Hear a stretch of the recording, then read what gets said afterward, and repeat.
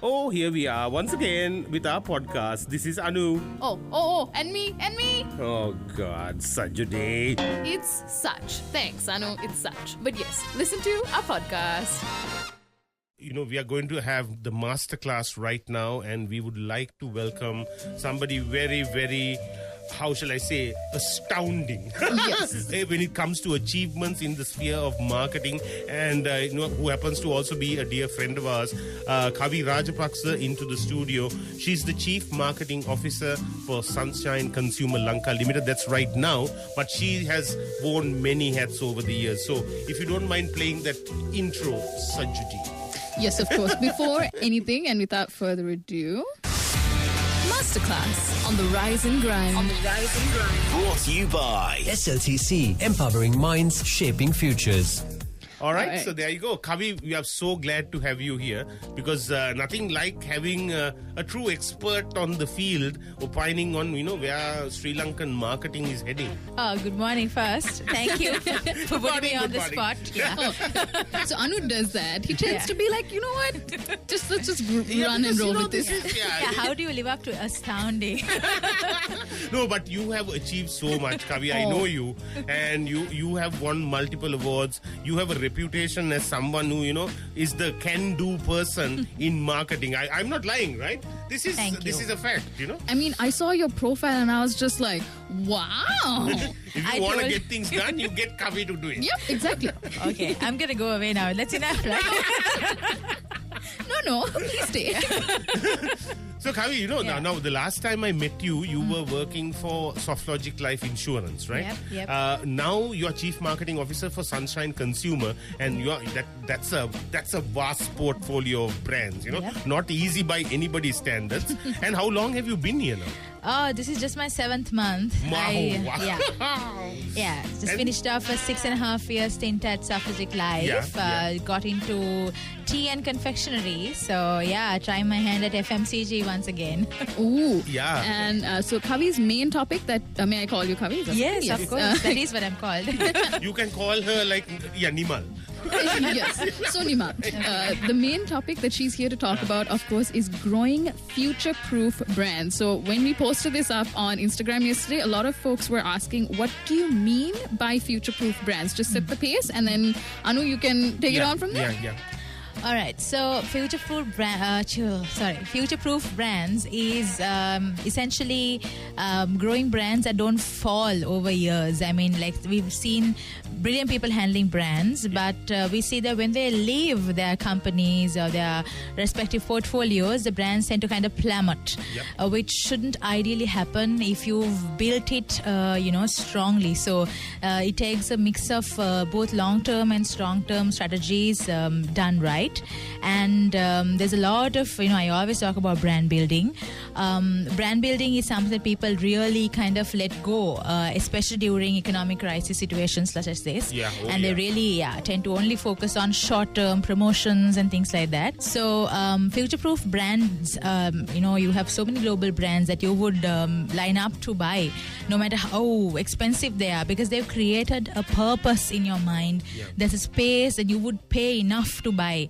So that's growing future-proof brands for you, Excellent. And the thing is this, right? Now, Kavi, I didn't know this about you before when I met you the first time around because you were at SoftLogic already. But I didn't realize that you had gone to the University of Brands in Sri Lanka. And that's, of course, everybody knows that's Unilever. So, I mean, how much do you credit Unilever for your success? Oh, massively. So one thing about me is that I'm not a trained marketer. I learned on the job. So I ended up in marketing almost by mistake. Really? After a massive run up in chemistry, I ended up in marketing, and Unilever taught me the A's, the B's, the C's, and right up to the Z's. They put this foundation in place, and I've had brilliant bosses who have never not told me what they kind of thought about the things that I did. Very blunt, but very, very caring in a way where they kind of molded my career. All the basics that I've learned there, I was really blessed to have started off there. And I was handling these brilliant market leadership brands that really kind of put a lot of, purpose and responsibility into me as a very young marketer.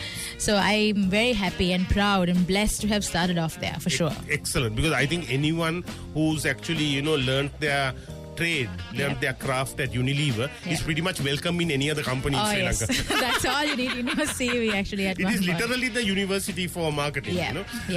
So right now, can we talk about, now you are at Sunshine Consumer. So what are the brands you handle here? Yeah, so I'm actually blessed to be working in two categories, that is tea and confectionery in Sri Lanka. Not many people get to say this, but all three of my brands, let's say starting off with Waterwala, which is the market leader in tea overall. That's right. And then there's Rankahata, that is the market leader in value for money sector. And there's Zesta, that is the market leader in the premium tea brand sector. That's right. So more romance in tea, no? Oh yeah, the lover in tea, which is also luckily the brand that is leading the market in terms of VOPF and the premium tea. Right. So all three, I mean, you don't often get to handle three market leading brands in one category, which is a blessing. Then I have the very, very complex portfolio of dainty, where you get all the toffees, the jellies, the lollies, wafers, chocolate, you name it. You can, of course. sorry, I just heard sweets. I love that you're talking about so dainty, My Lady, and Extra, right? Yes. So now these brands, Kavi, are like 50 years old. Oh yeah, 40 years old. We've grown up with them. Yep. And now I know that the transition happened. I mean that it was a family-owned company, and Sunshine bought them like 2 years ago, wasn't it? So I think it's just wonderful that you've taken these, how shall I say, traditional and very nostalgic brands for a lot of Sri Lankans. I mean, who in Sri Lanka hasn't had a dainty toffee? Who hasn't had the Extra? Who hasn't tried My Lady? I ate so much of it. Can see. You shush. So so how are you taking them? And so I have other questions that I have like about 1,000 questions right now, Kavi. Because first of all, now you have the three top brands in tea.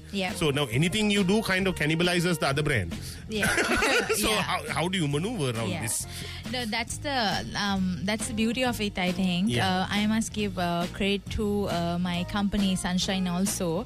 The way they really approach branding, there's no sense of hurry where you are supposed to give up all just to hit a number. I'm really, really grateful to be working in a company that understands the health of the brand so well. Because when you have tea, you have to really do your homework. You have to really know where the territories for each of the three tiers end. If you don't do that, like you said, you will definitely cannibalize something else. And the three brands at home, which are indeed having the biggest market share, will lose from each other. Yeah, that's true. So there's a lot of time being spent on really understanding the actual mechanics of what we do and the impact of it on other tea brands. So the idea is to obviously steal share from competitors. Yes, that's true. So the promotions, even though they come across as, like we thought about it yesterday, which is the simplicity of it, which should be very, very, simple to consumers to hear, but we have to do a lot of homework in-house to make it as simple and as, as attractive as it sounds. Like if you look at my Zesta story happening right now, like where we're getting all the consumers to do the next TV commercial for us. I mean, people would say can't you do it at home? Or can't you do it at, Sunshine itself? Why are you people to do it? Yes, you can. But how would you know? This is a perfect opportunity for us to know how this 25-year-old brand is perceived in our consumers' mind. And not many people are realizing that that's indeed the intention of it. But for that, to get to that, we have to do a lot of homework and we have to do a lot of things around it. So the difference between this and the confectionery category is, though, confectionery category, you have so many foreign players. You have so many Sri Lankan players. Correct. And Dainty, like you very much like you said, was a home-owned company. They had their basics right, but now they've been taken over by Sunshine. You have to play at the level of tea. Then you have to really upscale all of these things. So that way, there's a lot of work. There's a lot of potential again to be really building these brands for a few more generations to come. Yeah, I agree completely. And I think there's tremendous potential, Kavi, to actually take those confectionery brands, especially Dainty, My Lady and Extra, overseas. Yep. Oh, yes. Yeah, for sure. Because I'm sure Yes. they are so... I mean, I think of them with such fondness. Yeah, I think especially My Lady, right? I think it's a favorite, crowd favorite. I tell you, I mean, mint on the outside and the chocolate block in the middle. Anu, I haven't had breakfast. Right. Sorry. No, but I'm really glad, Kavi, that you have actually joined Sunshine. Yes. And actually these three bands that you mentioned are you have given it over the communication to the other company I work at, Triad Advertising.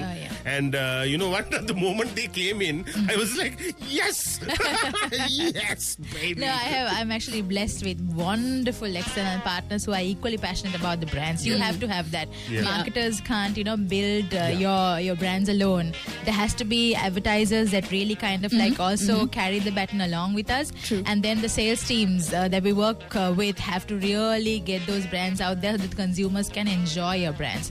So I'm really blessed that way. We have, like you said, the Triad team. There's so many other teams that are working on the 6 brands that I handle, and they're brilliant. And I think the work that is coming out is testament to their passion and their dedication also. Yeah, so I think that's a really good combination that you brought up there, because when I think even when marketers and communication specialists or advertisers, when they're passionate about the brands that they're working on, actually better and better work comes, True. Yep. So this brings me to the next question, right? Obviously, Sri Lanka is in sort of like a financial crisis with everything else going on. Yep. So what are some of the challenges you face with all different kinds of brands and then bringing all together at the same time? How do you manage that? Yeah. So I think the biggest issue that marketers have right now is this share of wallet. I mean, consumers' power to spend is rapidly decreasing because of everything else. So there's one wallet that you have to kind of capitalize on, and there are essentials, and essentials are always bought. But what about nice to have things like confectionery? You can't really tell them drop that and buy this. So as marketers, there's a bigger role that we have to play in positioning those brands in people's minds. So the biggest issue is that I mentioned Sunshine before is also because a lot of companies tend to really push for the current month's number, or this you need to just drop everything. You can't do anything qualitative that really adds to your brand's positioning or your brand's value. Absolutely. Which is what indeed snowballs into the next few months and really brings the demand that really justifies the spend that consumers actually do on your brand for these 50% offs to buy one get one free and all that. Yeah, Kavi, actually I've always thought that these sales promos are actually killing the brand. Yeah, I mean imagine, right, if you see a very premium brand always on offer on shelf. Let's say when you go to modern trade or when you go to a grocery store or supermarket, right?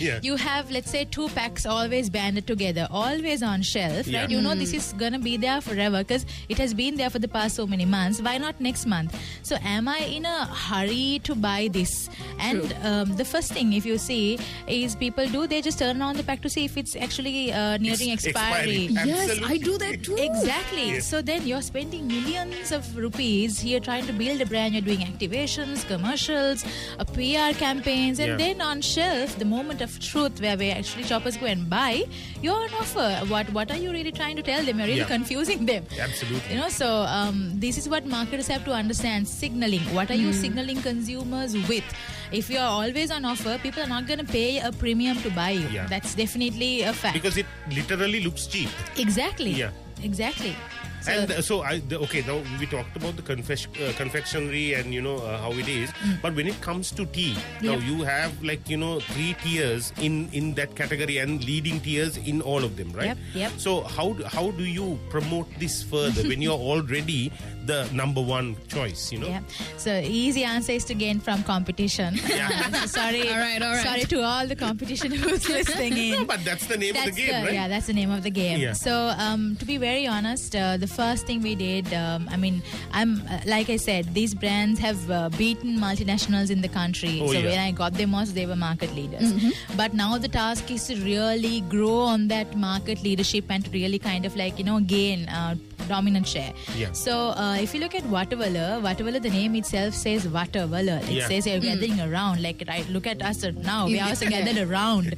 So Vattavala, be it at a funeral, a birthday, you're gossiping, you're always gathering around. And True. Sri Lankans never gather around without a cup of tea. And Vattavala was blessed with the name Vattavala. So that's the kind of thing that we right now say, you gather around a cup of tea, right? Yeah. Hold some tea. Oh. So that's Vattavala for you. It's easy to do that because the name itself carries it. And it's a characteristic that any human, any country will do. You gather around, right? Absolutely. So that's Vattavala. But if you look at something like Rankahata is for the value for money sector. Yeah. Those who really like their kahata, right? The stronger kahata, right? Because for some people it's actually a meal. They can't afford to have food, so your cup of tea is a meal. Yeah.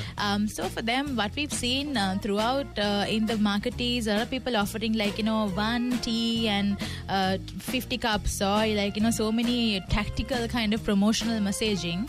But what actually that tier needs is a person that would really understand them, emotionally talk to them, and really get the struggle they are going through. So we've recently we've kind of turned the table towards becoming a more emotional caregiver kind of a brand.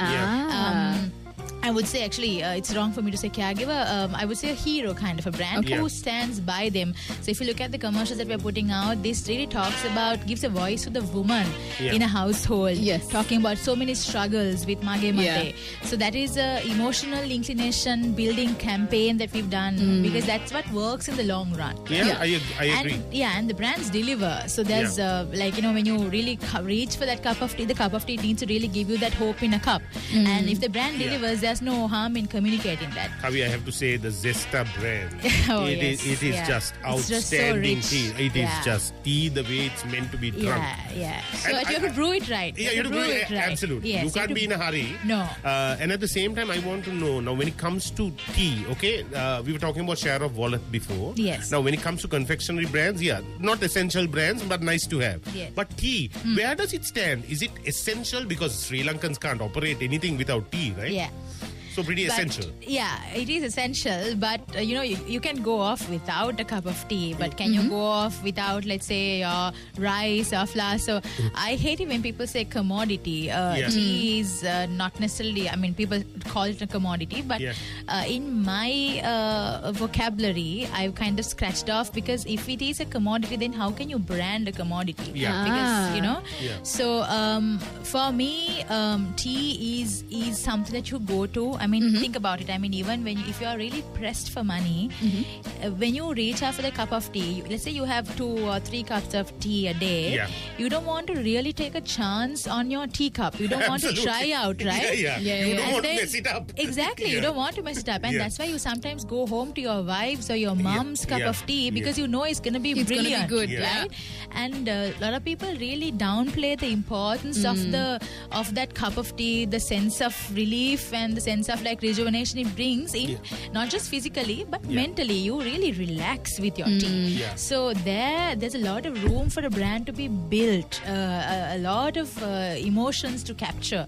So with Zesta, like we were talking about, Zesta, I mean, when that commercial came 25 years ago, I was a kid. I was blown away. I was thinking, wow, can people be this brave? Right? Superb. I mean, 25 years later, I'm looking at the commercial. All I see is a guy trying to to teach the wife/girlfriend, Yeah. don't know where it goes, but how to brew a perfect cup of tea. But Correct. what we remember is this whole thing where the guy is making tea and it's brilliant. It's so greatly woven in. And all of a sudden, he was sexy. Oh yeah, Yeah. exactly, exactly. And I think for Zesta, the biggest job at hand is now the youngsters in Sri Lanka. They always want to go on a coffee date. Right. They always want to go to a yeah. coffee shop. Yeah. So now I think Zesta has a big role to make tea sexy again Yeah. for the youngsters, and Yeah. that's the purpose that we have taken over, because we Yeah. can't let tea die in Sri Lanka. Certainly not. I mean, Yeah. making the best tea in the world, Yeah. why would we do that? Yeah, we will pay millions for our tea, Yeah. and our youngsters just want to have coffee. It's okay to have coffee, Yeah. but don't forget your tea. Absolutely. I think that brings me to my next question, right? How do you future-proof brands? Bringing Yeah. back to the headline topic. Yeah. No, so future-proofing brands means actually taking each brand very closely. Obviously, you start off with your target audience to figure out, like, insights that will really kind of overlap with the brand that you have. But these have to be, like, a lot of people really misunderstand an insight from an observation. You think, like, some people say, when people go to stores, they're not looking for big packs. And people tend to Yeah. think it's an insight. No, it's just a behavioral observation. Yeah. So marketers really have to spend time drilling deep into their consumers' lifestyles, understanding truths that can really enrich a brief that we give to advertisers. That's Yeah, when that's you really true. come up with magic. Yep. I And you have to- completely agree. Yes, because it's garbage in, garbage out. So you Yeah. can't really work on a great campaign unless otherwise you spend time learning your consumer. So once you've done that, then you've built a plan. Of course, these plans are not going to come alive in a month. You need to strategically build it so that, first year you support this strategy, second year you build on it, and third year results come. I mean, Yeah. Suffragette Life was a perfect example for that. We supported that thought of leather for Yeah. so many years, and third year it just snowballed, right? So, and companies are never that patient, and marketers have a bigger role in really holding on. But what you can always also do is then build up short-term strategies that can really support your brand's volumes Yeah. without just going on a promotional route. Create value, but you don't have to always be on price offs and other things. Create more pull rather than push, right? Exactly. Yeah. So to create pull, the first thing they go for is these really bad promotions Yes. that you do. Yeah. But do meaningful promos that are short term, but also add to your long term strategy. Agreed. That doesn't necessarily dilute that.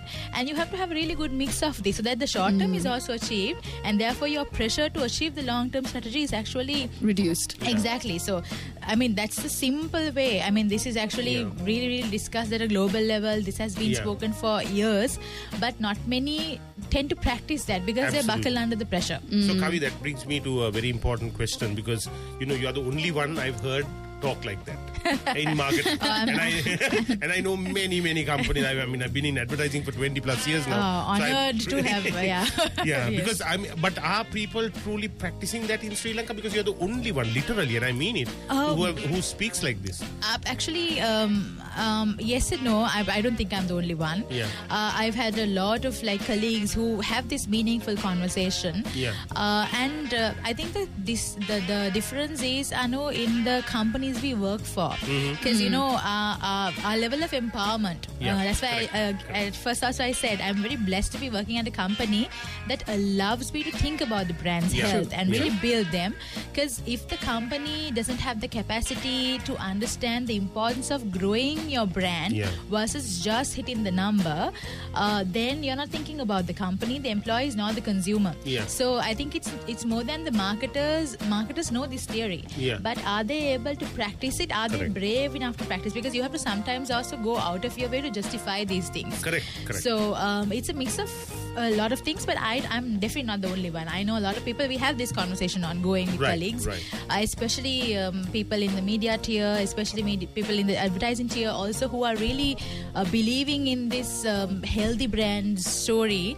But I would say it's not vastly common still. Yeah, it's not. Yeah. I know because I'm Yeah. in the It's field. WIP. Yeah, Yes. correct. Work in Yes. progress. That's true.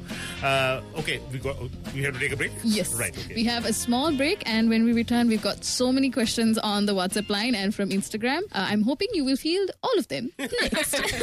Rise and Grind on Fox 914 with Anu Sat. and you. All right, we're back.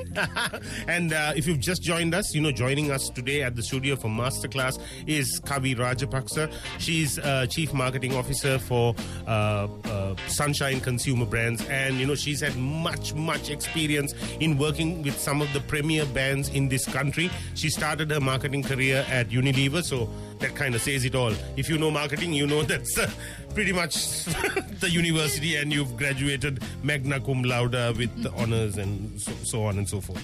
So, Kavi, welcome back once again. So we were talking about how to future-proof brands, okay? Yeah. And we were also talking about how not to do bad promos that Yes. actually devalue, Yes. take away from the brand equity in the long term, and how to actually, work with brand owners who actually have the patience to grow brands. Yep. Which is, that is not a common thing in Sri Lanka at all, because everybody wants very short-term gratification, especially the shareholders. Yep. They want to see money. Yep. But without realizing that you're actually declining or dwindling the money in the long term when you do things like that. Yep. Very true. Okay, so we have got multiple questions coming in. Jani says, actually, says, I thought whatever name came from where it's grown. It came from the place it's grown. Yeah.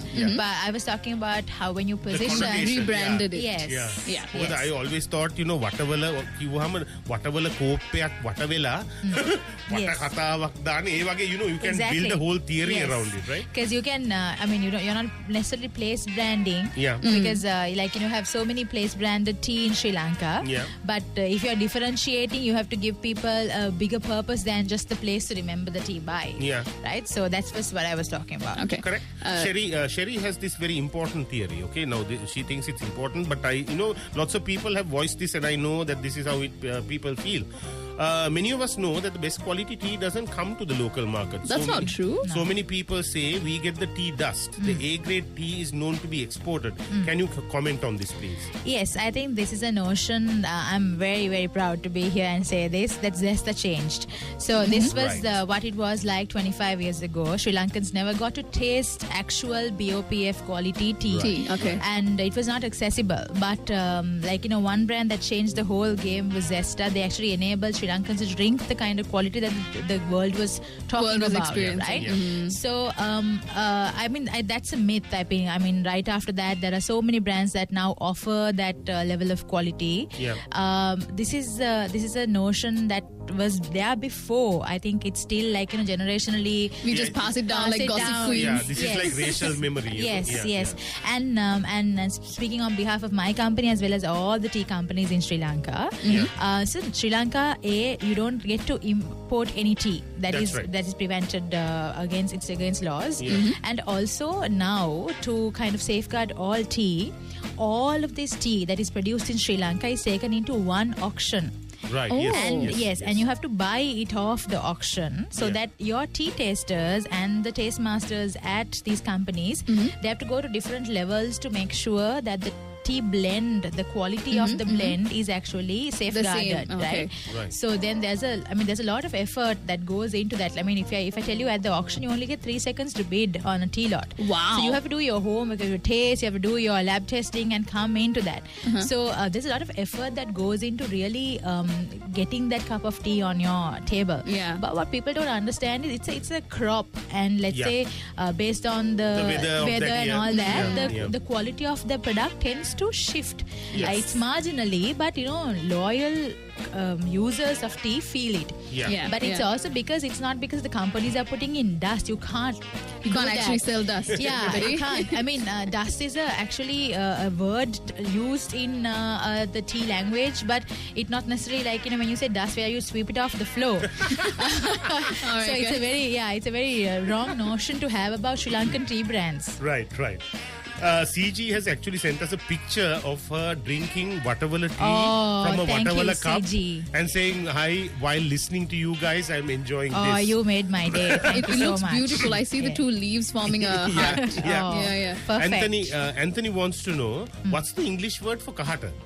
Wow. So Onna. what a question. Yeah, so we call it strength of the strength. tea. Yeah. I think a tea taster should be able to give you a proper Absolutely. scientific word. I have my own colloquial term for it. When you have the right kind of tea, and I also like it very strong, I call it the oomph factor. This tea has oomph in it. We've also got a voice note from CJ. CJ, okay. CJ, if this. No, it's a question to her. Yeah, to yeah, Kavi, it's a question. CJ, if it's menacing, I will cut you off. It's not menacing. He's a wonderful human being, but Good morning. Tell me, guest. I don't know your name because I'm just tuning in. It's Kavi It's Kavi. How Rajapaksha. old is tea industry in Sri Lanka? We know the Brits brought it. They burned large part of the forest in the hills and planted tea there. That was a good thing, though. And how old is tea industry, and where did it actually come from? Did it come from Africa to Sri Lanka, or was it brought from China? Because if it was from China, isn't the Chinese tea Okay, something all right. different? All right, What thanks, we have? CJ. That's a very historical question. She's talking Yeah. about marketing here. No, so I think this started off. I think this is a very, very famous story after Nas Delhi came and spoke Yeah. about how coffee Yes. was like Yeah. sent off from Sri Lanka. I think if I'm not mistaken, this was 1938. I'm not. Don't the worry best, about yes. But basically, this was actually the British that brought tea into Sri Lanka. That's right. Yeah. Was it 1832? Yeah, I think so. Yeah. I remember the 3, but I can't remember if it's the 9 Yeah. or the 8. Yeah, Yes, yeah. has to be. That's right. We also had questions off Instagram as well. Okay. So one question was actually relating to talking about our generation. Anu's very old, you're young, so our generation, you and I. I'm older than I look. This one is really sizist and ageist and all kinds Yeah. No. So I'm 37. So you can talk to me. Yeah, we're the same age. Yeah, Anu, okay. what do you think? You're not the same age. You're barely out of the womb. No, she looks very small. So I thought she was about like 12. Yeah, seriously. That kind of came to bite me. Child labor, basically. The question was sorry, hold on, I'm just going to pull this up. The question was more or less asking, how do you make brands cater to us, which was our generation, so Gen Zs. How are you catering generational brands to Gen Zs? Yes. Gen Zs are the biggest buzzword in marketing. Also, Yes. so the lovely thing about Gen Zs is that they care. Yep. The perception is that they don't care, but they actually care. Heard that, Anu? Yes. Yep. So actually, what we've realized is that, our people who are just above our generations. They not that they didn't care, but they took the world for granted, and part of why we are going through what we are going through, the freak pill and all that, is because they took it for granted. I'm not going to say that they destroyed it; they just followed whatever the process was. But with the Gen Zs actually care about where these things are coming from, who really tends to it, and how we are actually disposing of things. So it's the story of how responsible are you as a marketer, a manufacturer, a Yes. brand that really matters. And no matter how good the brand might feel, if you haven't done right by the environment, you can really send off a Gen Z from your brand and never get them back. That's true. It's Yeah? very true. When we see things that are like, because we know exactly what certain things mean, like when you say I forget the word, fair trade. Yeah. We know, we look for these signs. Exactly. But people think we don't. We're like, we just buy whatever we want. We don't. I'm glad we're having this conversation because that brings us to another question sent us by Jonathan. He says, "Good morning, Anu, Sachini, and Kavi. I wanted to ask a general question about most tea bags in the market now. Yes. I read a doctor claiming that the tea bags contain microplastic in its construction. Yes. Is this story true? To be very honest, Anu, the minute we saw it, we are also validating it. So I think Right. we've had a lot of conversation around it as soon as we saw it as well. Right. So being a chemist before I became a marketer, having microplastics being basically, coated is a very, very expensive affair. Yeah, that's true. Whether a country like us can afford it is a big question. On behalf of the full tea industry, what we can say is we are validating if the tea bags that are coming to you in Sri Lanka are indeed carrying it. As soon as it is validated, so we are doing a full-grown research Right. investigation. There, it will be published for everybody's knowledge. Oh, thank you. Yeah. Rosha wants to know, why is Zesta green tea not so strong? Because it's green tea. So the difference between green tea and tea is that it's produced, it's done differently. Yeah. So green tea, unless it's coming from concentrated green tea powder, it cannot be, because It can't be strong. It Exactly, cannot yeah. be strong, because tea has to go through a massive fermentation process to be as strong as it is, and green tea is basically taken off at the first few steps of that process. Got it. So it's very, very mild. It's meant to be mild as well. Right, okay. Yeah. Indy has sent us this question. Can you tell us about Silver Tips tea? It's This has turned into a tea conversation. I'm not the person to talk about it. Yeah. But Silver Tips is actually one of the most expensive tea in the world. Yes. It's actually like drinking champagne. Yep. It's very, very I'm mild. glad to It's say, yeah. beautiful. I've had it. Yes, It is and it's brilliant. supposed to be an aphrodisiac. So Yes. there you go. Bringing the conversation back to the topic. The other question was, I think this kind of relates to, you've already answered it, but I'm going to ask it. It says, how is Sunshine Holdings and all their brands incorporating sustainability and social responsibility?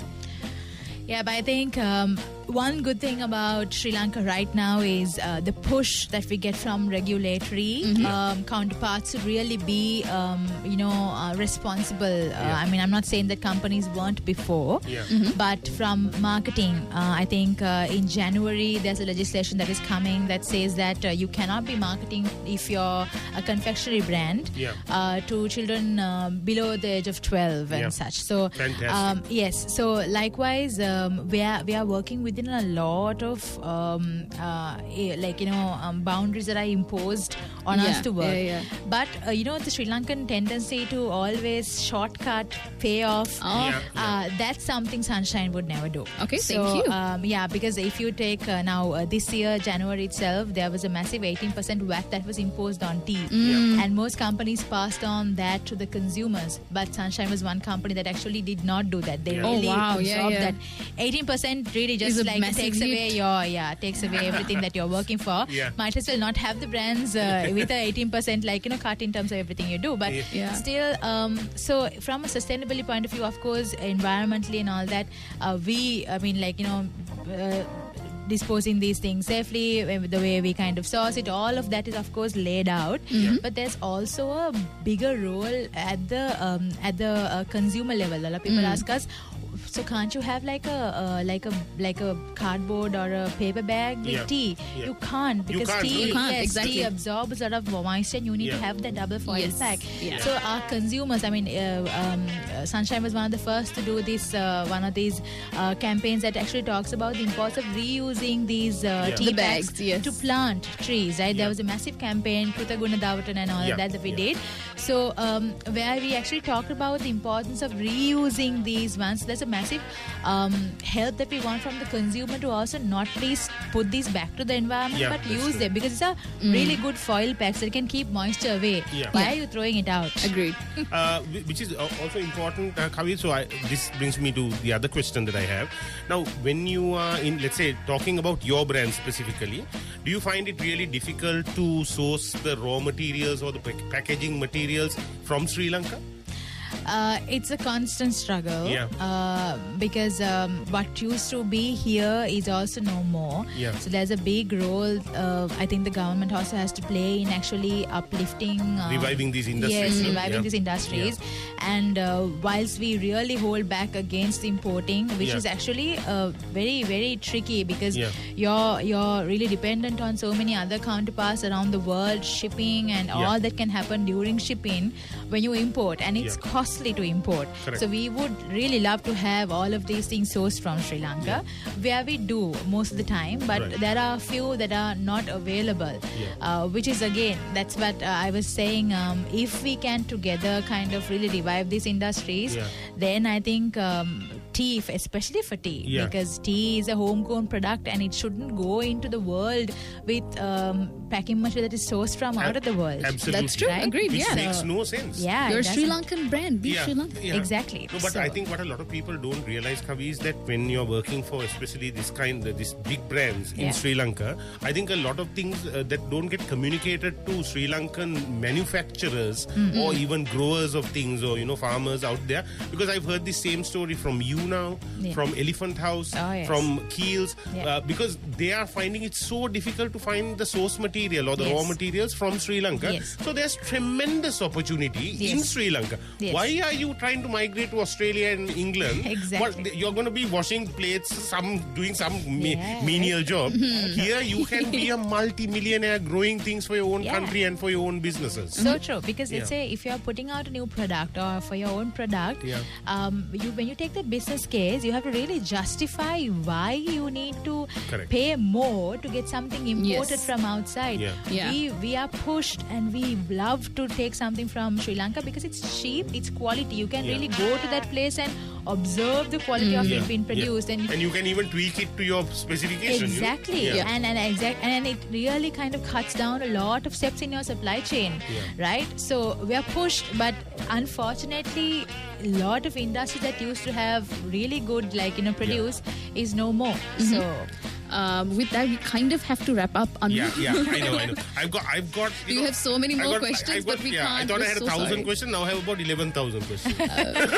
To all our listeners, we're so sorry. We have to wrap up this conversation. But can they get in touch with you? Is a question. No.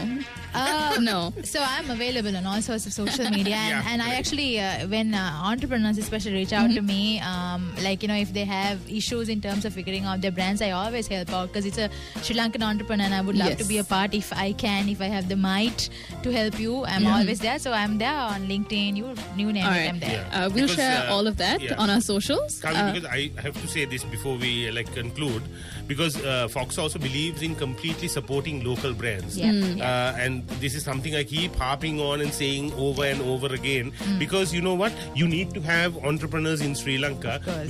because otherwise, who are you going to work for? Yeah. Yeah. And the thing is, we can't live on these handouts, and we have come to this crisis situation Yes. because we got used to that. Yes, we've We been have- lazy. Yeah. Yes, And we we've have been to lazy. uphold business. Yeah, we will We've been have lazy. to uphold Yeah. local businesses and allow them to thrive and actually Yes. compete in the global market. 100%. With that, it was an absolute pleasure to have you in the studio. Thank you so much for coming. It was such an honor. And the podcast of this version will be available by Friday to Monday. Masterclass on the Rise and Grind. Brought to you by SLTC, empowering minds, shaping futures. So that was our podcast. I hope you liked it. Now wait for the next one. All right, bye.